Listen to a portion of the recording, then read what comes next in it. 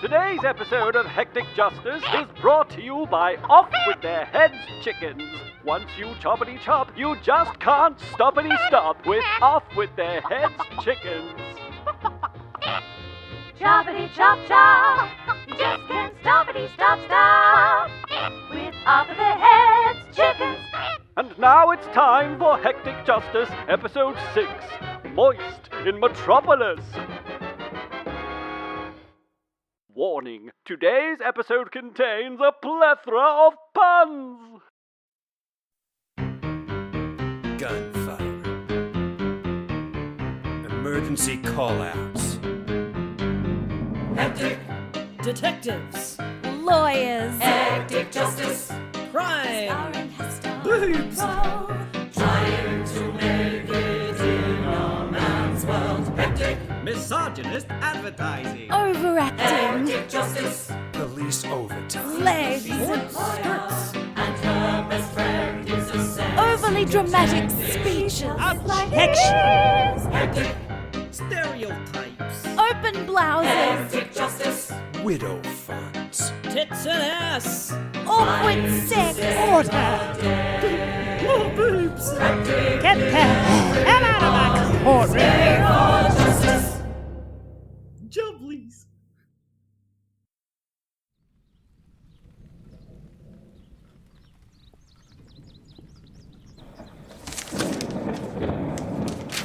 We begin episode 6, my hectic justice friends, in the judge's chambers. Judge Anna Feazlebottom sits in her office on a chair.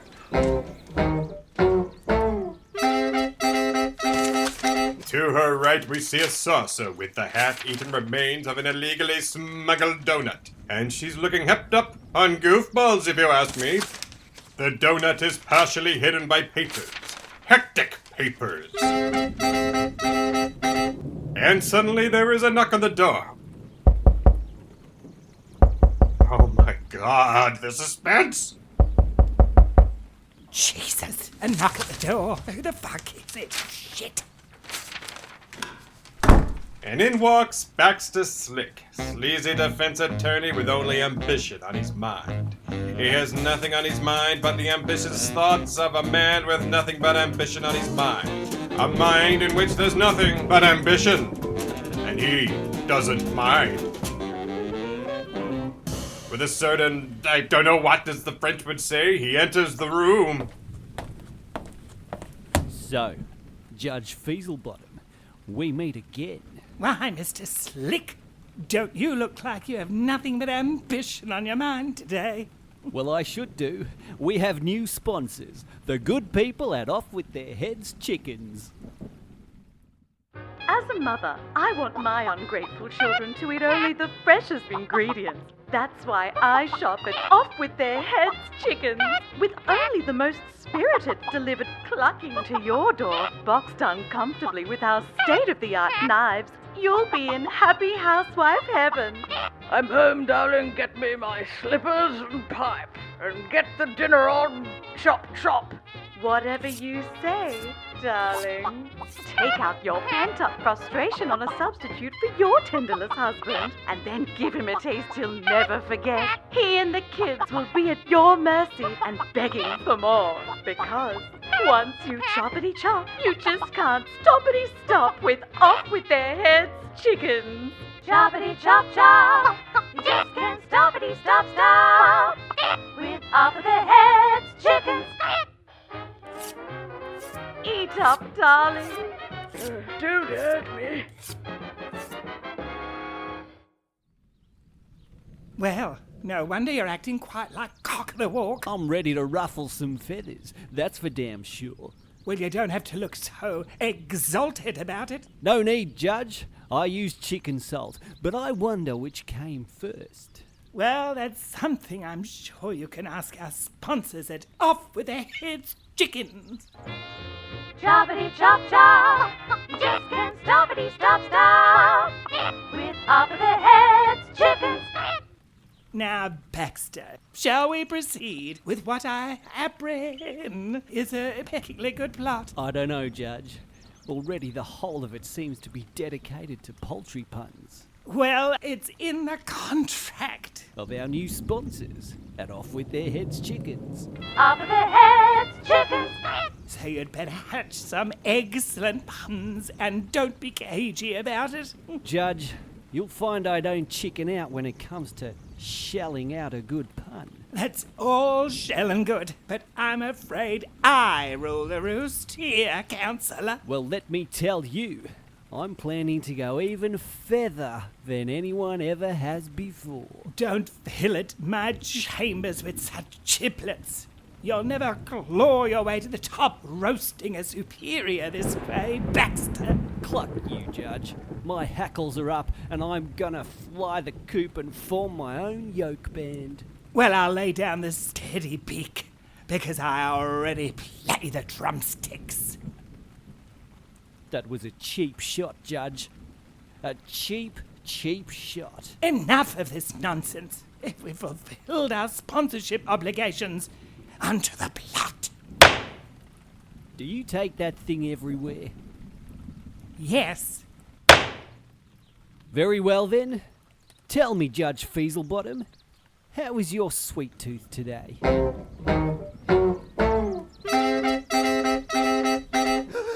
Sweet tooth? Oh, I have no idea what you could be talking about at all. Now you'll excuse me if I suspiciously dart my eyes back and forth.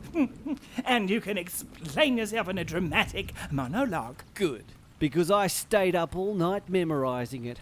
But I'll have to deliver it with my back to you to emphasise even more my flair pour l'air dramatique.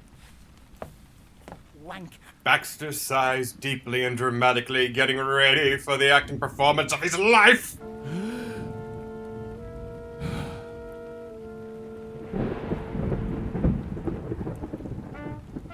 God damn it, Feazlebottom. I should have known. I'm a damn good lawyer, damn it. But even I was aware of the enormous holes in my shoddy cases. And yet mascara has slipped through the sexy fingers of the law every time. Oh, my vanity.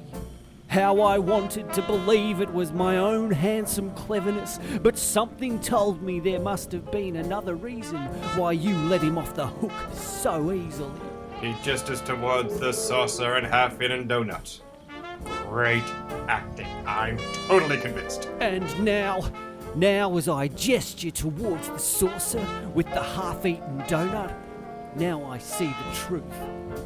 Mascara got you, and now you're hooked, damn it. Now listen here, Baxter. I don't know what the hell you think you're on about, but being on about it is something that's just not on. I saw you, Judge. I saw you in the park. The park? Yes, the park. You were there. I was there in the park. The park? I was there. The judge turns away. The camera pans up towards her beautiful but hard and indignant breasts. I mean face. So now you know my secret. What are you gonna do? Baxter thinks deeply and sighs. He knows he's not here for a haircut. I'm not here for a haircut, Judge. Though I'm sure you do nice work. I like mine slicked back and oily, as you know. Baxter pulls some important-looking documents from his breast pocket. Breast. I have been instructed by my client, Big Tony Mascara, to seek your signature on this paper. It's a full diplomatic immunity jiggity what's it. A full diplomatic immunity jiggity what's it? Judge, you heard right. A full diplomatic immunity jiggity what's it. Are you insane or just horny? Giving Mascara a full diplomatic immunity jiggity what's it will mean he can never be jiggity for any what's it he commits. Ever. No matter how jiggity the what's it is. And my signature will make it jiggity to everyone that I'm a hot, corrupt bit of what's it myself, and not just an incredible pair of fantastically proud hornbags. Why, if Monroe and Legless have IQs half as big as their bus size, They'll see right through it all. Well, either you sign this bit of paper or your little secret becomes a current affair.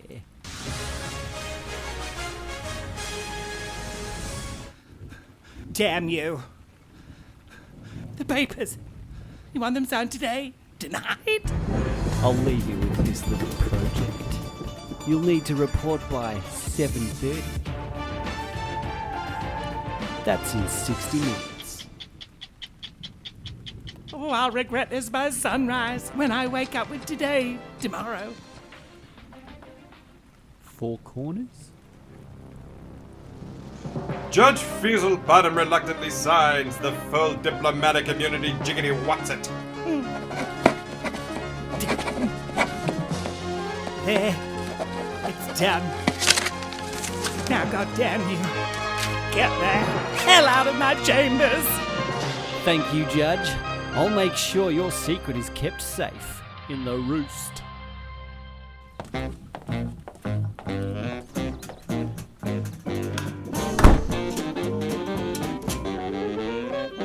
God damn it. God damn it to hell.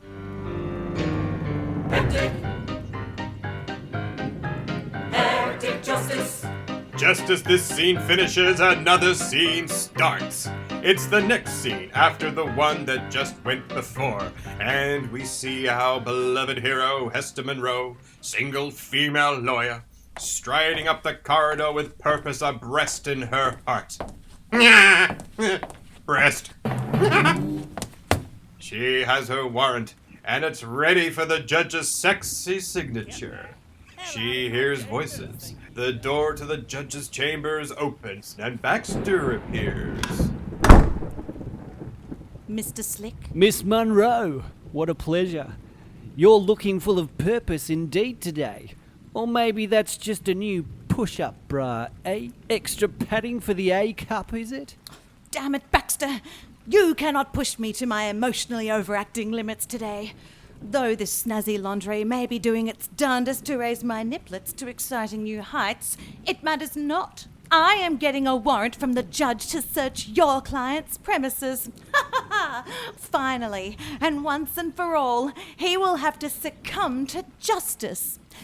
Hectic justice. Well, by all means, I'd get in there if I were you. I happen to know the judge is feeling rather generous today.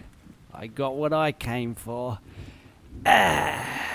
He sighs and preens himself. My God, are you actually preening yourself? Feeling a bit cocky, are you? Yes, but the chicken puns have been done already. Because I am the beacon of hope for the law, so get out of my way. You're too late. They've been done to death. Because there's a pecking order here, Baxter, and I intend to never chicken out again because... They've all been used, you silly woman. We've fulfilled our obligations for our new sponsors at Off With Their Heads Chickens. Off with their heads, chickens. I don't have time for this banter with you, Baxter. I've got some leggy business to attend to. Now, if you'll excuse me, your client's downfall awaits, and my personal battle continues for justice. Hectic justice. She flounces past him. Baxter looks after her, giving her a bit of a once-over. What a drama queen. Hectic justice.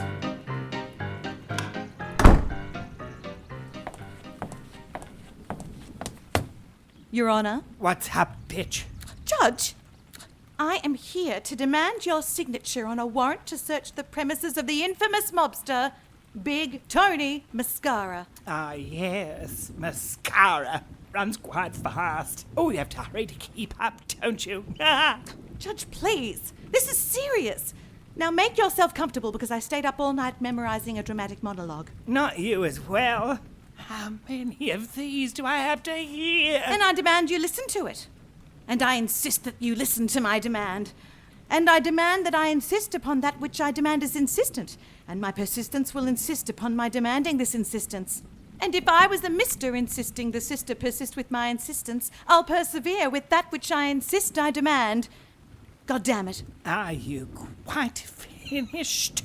Oh, I'm just getting started. Well, make it quick. I need the loo. Hester gets up, turns away, straightens her tits, then prepares for her dramatic monologue. You see, Judge, Anna, I know things haven't been the same between us. Not since the incident. But we won't talk about that now. But remember back at university?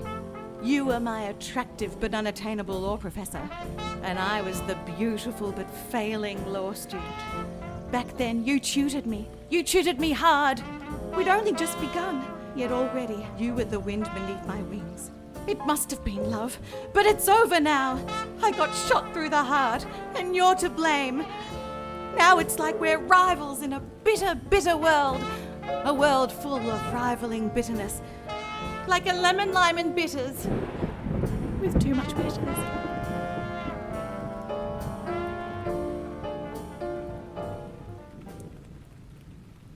Miss Monroe, if there was any sort of sense in that, I'm afraid it was lost in your poor excuse for a metaphor. Look, Judge, what I want is a warrant to search Big Tony Mascara's premises.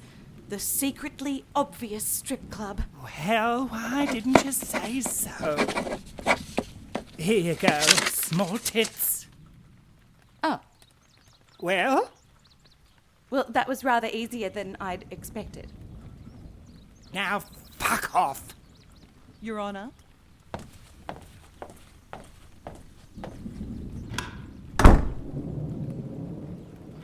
Look, I don't suppose you could, well, you know, yell at me a bit, could you? I realise how this sounds, but I had counted on this being more confrontational, you know, so I could get all feisty and sassy and then exit dramatically. You know, I had a door slam prepped and everything. Oh, God damn you, you try my patience. Miss Monroe, I'm a judge, and I do not have time for this juvenile attention-seeking or these dramatic outbursts. Now get the hell out of my chambers. God damn you, Judge! God damn you to hell!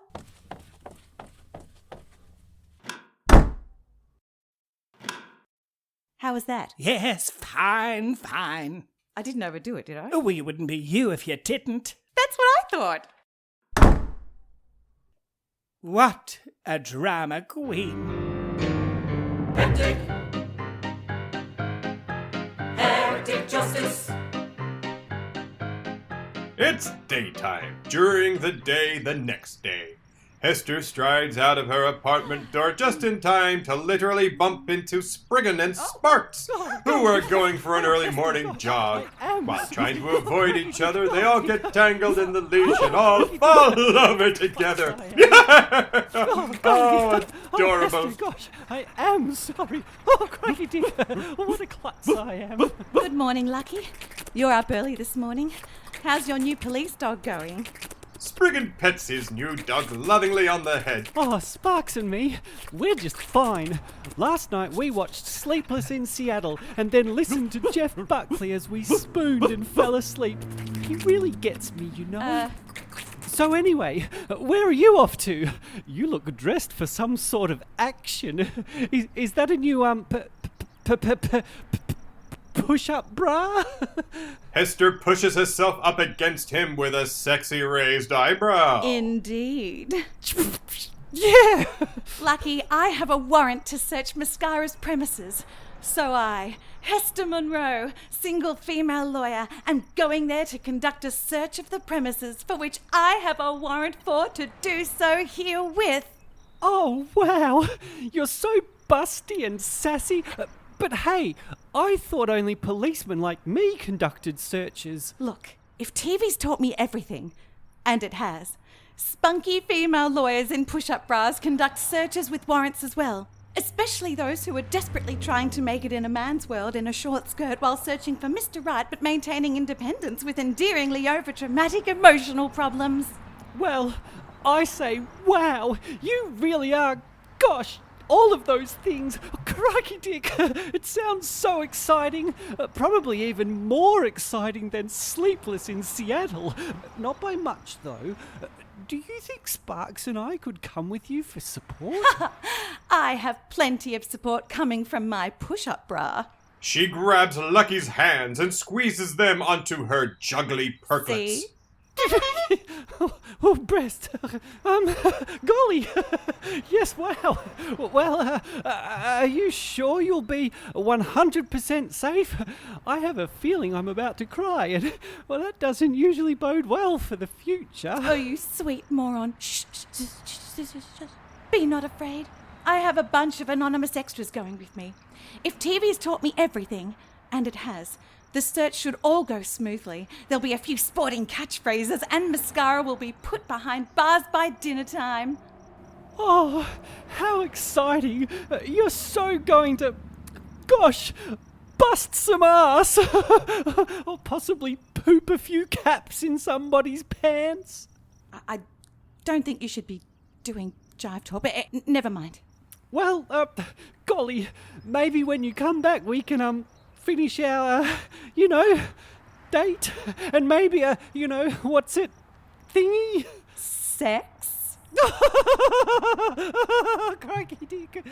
Look, if TV's taught me everything, and it has, my extras and I will have a very successful raid where they definitely don't get killed and I definitely don't get kidnapped. And then tonight, you and I will celebrate so hard, I'll make sure you are never sleepless in Seattle again.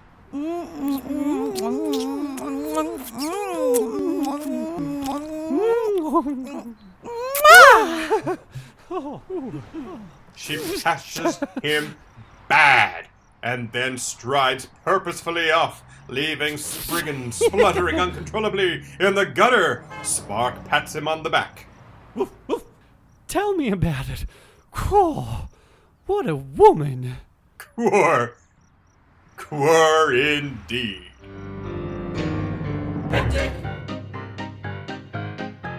Hectic justice. Hester and a crowd of overacting policemen extras are sneaking up to the front of the door of Big Tony's, the infamous strip joint. If there's stripping to be done, this is the joint. And if you're having a joint, then stripping is fun to watch. And you! Enough of this stripped down humor. This isn't a joint effort, you know. Is everyone ready? The police all nod and overact. You're not wearing your pants, my dodgy On the count of 3. 1, 2, 3. They march through the door, brandishing warrants and writs and overacting madly. But alas, the mobsters have been tipped off somehow, and they are ready for them. The overacting policemen die in extremely dramatic ways as they are met with a barrage of bullets and, oh no, a big boobied wench comes up from behind Hester and puts a white hanky over her face. It's chloroform. To be continued.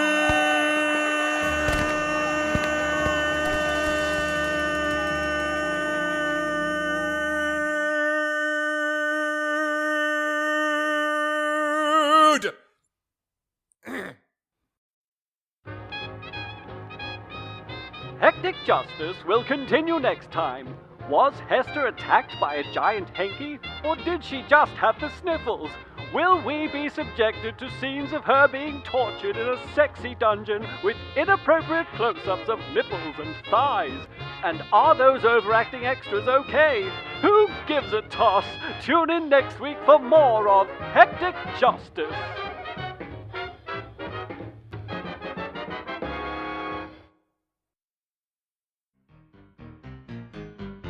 Hectic Justice is brought to you by Bumbletard Productions and is written and produced by Bek Chapman. Featuring the voices and improvisational skills of Sam Marzden, Tony Bones Burge, Lauren Bock, Sean Cunningham, and Bek Chapman. Chronically guest starring Michael Dalton as Dolly Diamond, playing the sexy and corrupt Judge Anna Feazlebottom. And I'm Tony Martin, appearing as ordered by Judge Feazlebottom after accidentally stepping on her beloved cat, Mr. Bojangles.